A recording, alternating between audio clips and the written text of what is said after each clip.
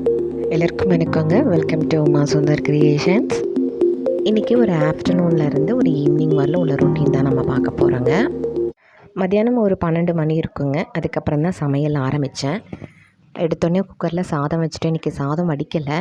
நான், அத்தை, மாமா 3 பேர் தான். திடீர்னு பெரியம்மா வந்துட்டாங்க. ஹஸ்பண்ட்லாம் காலையிலே வெளியில் போயிட்டாங்க. ஸோ நைட்டு தான் வருவாங்க. கத்திரிக்காய் நம்ம வீட்டில் விளைஞ்சதுங்க. போட்டு புளிக்குழம்பு வச்சிட்ருக்கேன். இப்போ தான் அடுப்பில் வச்சுருக்கேன். இந்த புடலங்காய் பார்த்திங்கன்னா நம்ம ஃபார்ம் ஹவுஸ் தோட்டத்தில் தாங்க விளைஞ்சது. ஒரு காய் தான் பறிக்க முடிஞ்சது. 2 ஒசரமாக இருந்ததுனால பறிக்க முடியல. இதில் கூட்டு வச்சுட்டு இது வந்து பார்த்திங்கன்னா டக்கு டக்குன்னு பேர் வர மாட்டேங்க, பெரண்டைங்க. இது நம்ம வீட்டு மாடி தோட்டத்தில் மாமா போட்டிருக்காங்க. பிஞ்சாக இருக்கும். மேலே அந்த சொனை மாதிரி இருக்குது சொல்லுவாங்களே முள், அது வந்து அதிகமாக இல்லை. அத்தை தான் எனக்கு க்ளீன் பண்ணி கொடுத்தாங்க. ஸோ இன்றைக்கி பெரியம்மா வந்து இது கம்பு மாமா வாங்கிட்டு வந்திருந்தாங்க. இது உம்மியெல்லாம் மேலே அப்படியே இருக்கும். எல்லாம் அந்த கல்லில் போட்டு குத்தி தான் எடுப்பாங்க. இருந்தாலும் பெரியம்மா ஊற வச்சுருந்தாங்க. வடிகட்டி மிக்சர் ஜாரில் போட்டு கொடுறான்னாங்க. சரி நம்ம இதெல்லாம் ரெடி பண்ணிகிட்டு இருக்கும்போதே மாமா அத்தையும் கொஞ்சம் வெளியில் போனாங்க. ஒரு முக்கியமான நம்ம வீட்டு பக்கத்தில் 2வது தெரு தான். அத்தையால் நடந்து போக முடியாத வீசிங் இருக்குது. அதனால 2 வீலரில் போகிறாங்க. இவங்க வந்து எங்கள் மாமனாருடைய தங்கச்சி வந்திருக்காங்க இல்லைங்களா, அவங்க பையன் அணில்குட்டி எப்படியாவது கையில் ஏற்றி ஃபோட்டோ எடுக்கணும்னு நினச்சாப்புல. அது ஏறவே மாட்டேன்ருச்சு. யாரை பார்த்தாலும் குடுக்குன்னு உள்ளே ஓடி போய் ஒளிஞ்சிக்குது, இல்லைன்னா நம்மக்கிட்ட வந்து உட்காந்துக்குது. சமையல் பார்த்துக்கிட்டே நானும் பெரியம்மாவும் தமிழும் சரஸ்வதியும் பார்க்கலாம் அப்படின்ட்டு உட்காந்தோம். கொஞ்ச நேரம் பார்த்துட்டு அணிலுக்கு கம்பு கொடுத்து பார்க்கலான்னு கொடுத்தேன். சூப்பராக சாப்பிட்டா. அப்படியே உள்ளே போட்டோன்னே அது இறங்கி சாப்பிட்டுட்டு இருந்தது.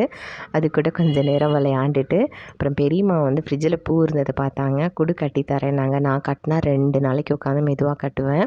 இது வாங்கி 1 வாரம் ஆச்சுங்க. அதுக்கப்புறம் பெரியம்மா பூ கட்டிகிட்டு இருந்தாங்க. அப்படியே நான் சீரியலில் பாதியிலே பாஸ் பண்ணிவிட்டு சமையலுக்கு வந்துட்டேன், கிச்சனுக்கு.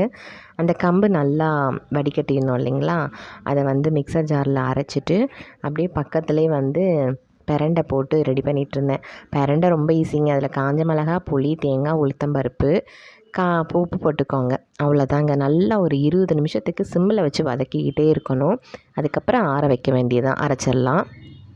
இப்போ வந்து கம்பு பார்த்திங்கன்னா 1க்கு 2 பல்ஸ் மோடில் இந்த ஃப்ரண்ட்டில் க்ரிப் பண்ணுவாங்களா, அந்த மாதிரி பண்ணி எடுத்திருக்கேன். இதை நல்லா வெயிலில் காய வச்சோம்னா ஆறிடுங்க. வெயிலில் நல்லா காஞ்சிடுங்க. அதுக்கப்புறம் நம்ம நல்லா புடச்சி இதை வந்து பெரியம்மா செஞ்சு தரேன்னு சொன்னாங்க. எனக்கு களிக்கின்றதை இப்போ தான் நான் கிண்ட ஆரம்பித்தேன். இது வந்து கம்பு சோறு செய்கிறதுக்காக. இது ஃப்ரிட்ஜில் வந்து ஸ்டோரேஜ் பண்ணி வச்சுக்கிட்டோம்னா வேணுன்றப்ப 11 மணி போல் நம்ம அப்படியே தயிரில் மோரில் கரைச்சி சாப்பிட்டுக்கலாம். இதனோட கொஞ்சம் பீட்ரூட் பொரியலுங்க. சமையல் முடிச்சதுக்கப்புறம் பப்பீஸ்க்கு தான் இன்றைக்கி மீல் மேக்கர் போட்டிருக்கேன். அன்றைக்கி சாதத்துக்கு அவங்களுக்கு சிக்கன் இல்லை, அதனால் முட்டையும் உருளைக்கிழங்கும் போட்டிருக்கேன். அதெல்லாம் அடுப்பில் வச்சுட்டு ரெடி பண்ணி முடித்ததுக்கப்புறமா நாங்கள் சாப்பிட உட்காந்தோம். 2 நாளைக்கு முன்னாடி ஒரு வீடியோ போட்டிருந்தேன். மதியம் தூக்கம் வராமல் இருக்க என்ன செய்யலாம் அப்படின்னு. நிறையா பேர் அதை பார்த்துருக்கீங்க. பட் மத்தியான நேரத்தில் நம்ம கிச்சனில் என்னென்ன வேலை இருக்கோ அதுதாங்க. ஆக்சுவலாக அந்த ஜாமான்லாம் எடுத்து வைக்கிறது பார்த்திங்கன்னா மணி 4:30 மணி ஆயிடுச்சுங்க எனக்கு. ஏன்னா நான் அது வெறுமனே ஜாமான் மட்டும் ஃபில் பண்ணலை. மேலே அந்த கபோர்டுக்கு மேலே இருக்கிறதெல்லாம் ஒரு தடவை நல்லா எடுத்து க்ளீன் பண்ணிட்டு தான் வச்சேன். அதில் நான் மென்ஷன் பண்ணலை. இனிமேல் உங்களுக்கு மத்தியானம் தூக்கம் வராமல் இருக்க தினமும் என்னென்ன செய்யலாம் அப்படின்றத கண்டிப்பாக வீடியோவாக போடலான் இருக்கேங்க. நான் எப்போவுமே சரிங்க, படுத்த உடனே நான் தூங்கிடுவேன். எனக்கு பின்னாடி பப்பி குட்டிலாம் இருக்கிறதுனால மனசுக்குள்ளே அந்த எண்ணம் ஓடிக்கிட்டே இருக்கிறனால தூக்கம் வராது. கண்ணை மூடி உடனே தூங்கிடுவேன். பட் டக்குன்னு எந்திரிச்சிருவேன். பிள்ளைங்க என்ன பண்ணுதோ, ஒருவேளை கூப்பிடுதோ அப்படின்னு ஓடிடுவேன். அதுக்கப்புறம் மத்தியானம் சாப்பிட்டு முடிச்சதுக்கப்புறம் கிச்சனில் பாத்திரத்தெல்லாம் கழுவிட்டு கிச்சனை டேபிள் எல்லாமே க்ளீன் பண்ணிவிட்டு பப்பிக்கு வந்து மருந்து கொடுக்கணுங்க. அதுக்கு தான் அவனுக்கு ரெடி பண்ணிகிட்ருக்கேன். செல்லக்குட்டி என்ன பண்ணது? கொஞ்சம் குடிச்சுக்கோ. டேஸ்டா இருக்கா? குட். ஃபஸ்ட்டு நல்லா இருந்தான். நல்லா க்யூர் ஆகி சூப்பராக வந்தான். டாக்டர் வந்து மெடிசன் வந்து அவனுக்கு டோஸ் வந்து கம்மி பண்ணாங்க. அதுக்கப்புறம் அகைன் வந்து 1 வாரத்திலே கொஞ்சம் கொஞ்சமாக இன்க்ரீஸ் ஆக ஆரம்பித்தது. நாங்கள் 3rd டேவே அவனை கூட்டிகிட்டு போயிட்டோம் ஹாஸ்பிட்டலுக்கு.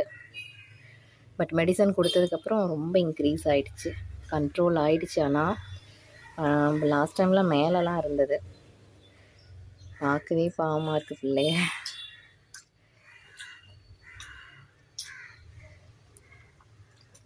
தங்க பிள்ளை குடிச்சிட்டாங்கடா.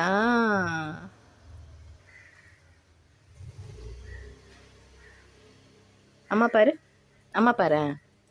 சொல்லு. காலெல்லாம் ரொம்ப பிள்ளைக்கு வேதனையாக இருக்கும். வெயில் காலம் வரதுக்குள்ளே பிள்ளைக்கு சீக்கிரமாக க்யூர் ஆகணும்னு வேண்டிகிட்டு இருக்கேன். இல்லைன்னா ரொம்ப அனத்தலாக இருக்கும் பிள்ளைக்கு. ஆல்ரெடி இங்கே ஒரு ஃபேன் போட்டிருக்கேன், பட் அது எக்ஸாஸ்ட் ஃபேனுன்றதுனால அந்த அளவுக்கு காற்று வராது. பார்க்க ரொம்ப கஷ்டமாக இருக்கும்.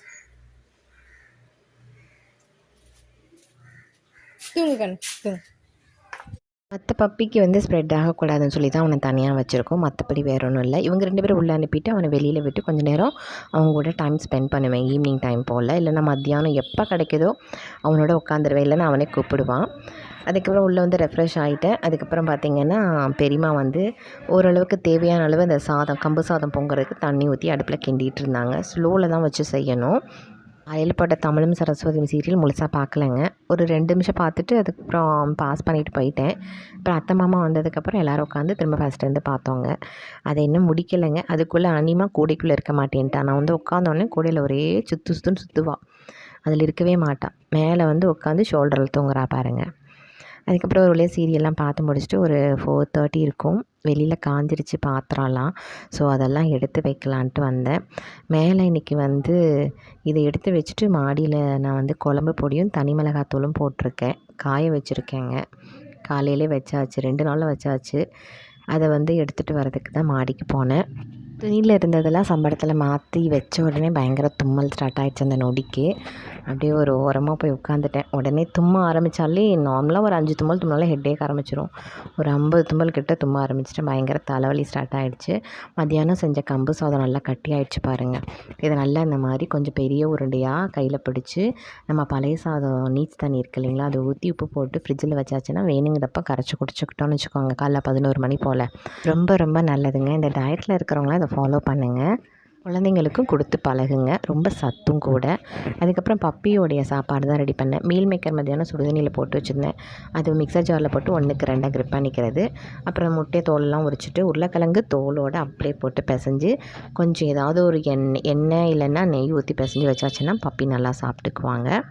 அதுக்கப்புறம் எனக்கும் மாமனாருக்கு மட்டும்தான் டீ போட்டேன். அத்தை நான் பாத்திரம் எடுத்து வைக்கிறேன், நீ டீ போட்டு முதல்ல உட்காந்து குடின்னாங்க. மாமாவுக்கும் எனக்கும் மட்டும்தான். அவங்க இன்னும் வரலை. சாயங்காலம் 7 மணிக்கு. அதுக்கப்புறம் போட்டுக்கலான்னு விட்டுட்டேன். இந்த விலாக் இதோட முடியுதுங்க. உங்களுக்கு இந்த வீடியோஸ்லாம் பிடிச்சிருந்ததுன்னா லைக் பண்ணி சப்ஸ்கிரைப் பண்ணுங்கள். அப்படியே உங்கள் ஃப்ரெண்ட்ஸ் அண்ட் ஃபேமிலிக்கு ஷேர் பண்ணுங்கள். அடுத்த ஒரு சூப்பரான வீடியோவில் உங்களை பார்க்குறேன். தேங்க்யூ.